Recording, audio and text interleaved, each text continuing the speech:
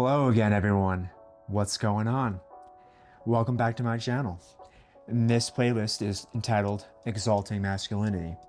And if you saw my first episode, you would have seen me go through kind of three main spiritual and metaphysical teachings and references to kind of back up this idea of how you can channel sexual energy up the spine and just how you can be an overall more conscious man in the world who can be more authentic and truly self-loving in a benevolent way and not in a narcissistic or egoic way.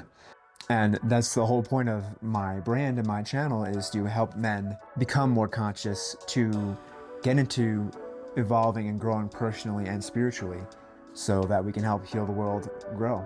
And specifically with integrating the feminine aspects within ourselves that we block out. The first teaching that I spoke about in a prior video, and you guys should go check it out if you haven't already, is the understanding of the mystical and Gnostic movement of Christianity that was suppressed in ancient times and lost until recently.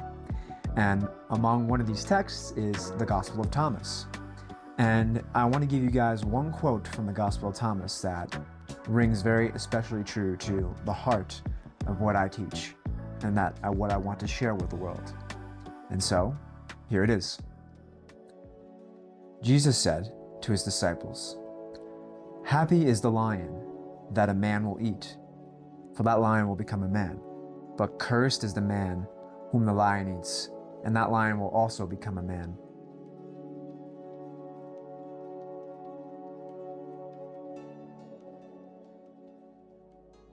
And so what Jesus was referencing in this one passage is there's the two natures to a lion. The first nature is that lower beast, the animal, the terrifying and ferocious nature of our lower self that expresses in many different ways in both men and women as jealousy, greed, selfishness, anger, frustration, lust. And in this particular example, I'm talking about men. And so one of the greatest catalysts in this example is men dealing with their lust. And so if you can take that energy, that pure creative energy that is divine, which we call lust, but it's really just a divine draw of creation to create and to know and to expand. If we take that and we bring it up and use it as an power, use it as a drive to express higher states of consciousness, then we become that exalted lion that is majestic and awe-inspiring and inspires courage and protection and strength and brings about true inspiration. This is the true exalted nature of a lion, of the masculine archetype. This is what masculinity is all about. Not about all the shadow aspects of it that are propagated in society now, which is that lower level lion, that lower level nature. And that's just not true masculinity at all. That's just the egoic world of consciousness that we are both rising out of, both, I say, men and women.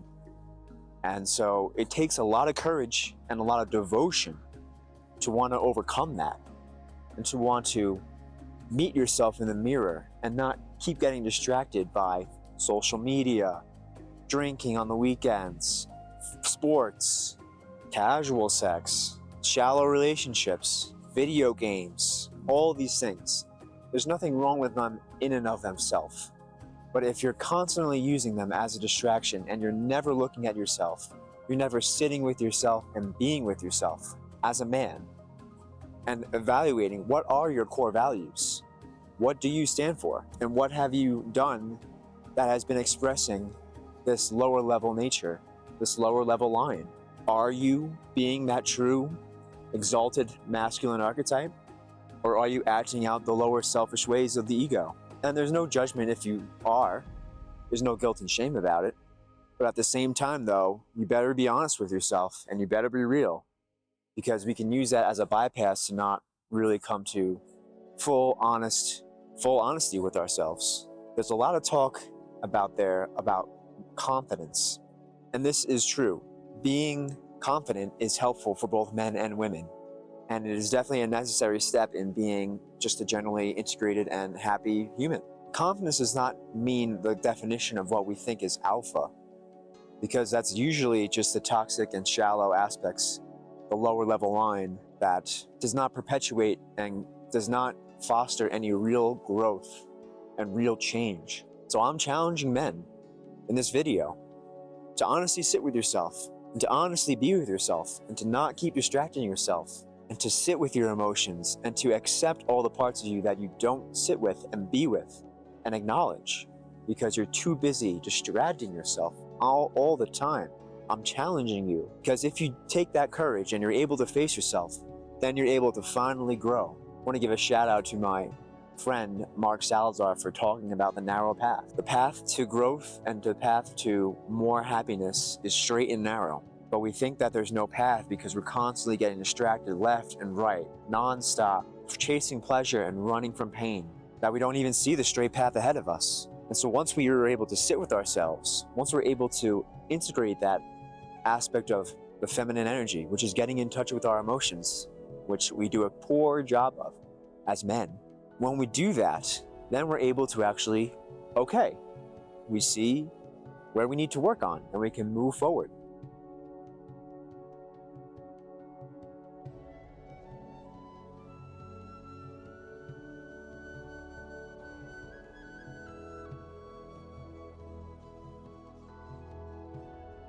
And I'll just leave it with this.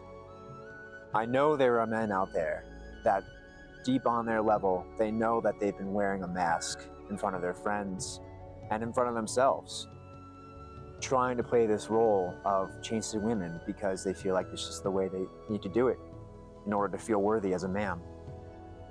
But deep down inside, what rings more true for you? What do you really want? Do you want to find that loving and amazing partner that will eventually become your wife?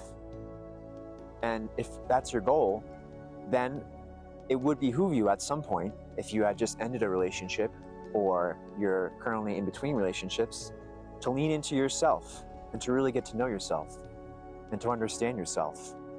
And you do that not by distracting yourself, not by playing video games, not by going on social media, not by betting on sports, not by watching sports, not by doing all the things that you usually do. It's about sitting with yourself and starting these mindfulness practices like meditation, for example. And I'm just saying meditation as one example that no one has to follow exactly. But you need to understand that it takes a lot of courage to actually sit and be with yourself and to really explore the deeper parts of yourself, the demons, quote unquote, that we don't seek and we don't explore and work through. We've all said to ourselves, yeah, I need to just work on myself after this relationship. But then what happens? You go on to the next girl right away, you chase her, you start chasing more women, you start dating more women because you think that you need to actively be the one to find her. When instead, if you just get very crystal clear and authentic on who you are and begin to shine forth unapologetically and to start doing things that you're more passionate about, then the true woman that you want will just come into your life naturally without you needing to force it and put effort into it. So it runs so much more than just channeling up your sexual energy. And I'm sure a lot of you still are like, what the fuck does that even mean, Brandon? I hope I did a decent job of explaining that, but if not, stay tuned for more episodes where I talk about these things. And I'll sprinkle it through also in my vlog. One of the most helpful things for me when I was doing my own kind of self-reflection after my last relationship ended, and it was quite a emotionally charged one, that with a lot of heavy emotions that I was sitting with for a long time, anger being one of them, and resentment.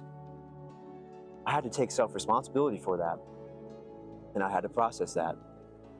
And the one thing I did was I spent time out in nature, and that's part of the reason why I was drawn out here to Colorado. And so I just started mountain biking all the time and just being really still with myself and getting to know myself and getting closer to know God, the one creator. And some of you may not be super spiritual, and I understand that. And I know a lot of people have issues with the word God. When I say God, it's definitely not what you're immediately thinking, if that's the case. But nonetheless, thank you guys so much for tuning in. If you feel called to, subscribe. Let me know what you thought about this video. and stay blessed. Keep searching within, and you will find the answers.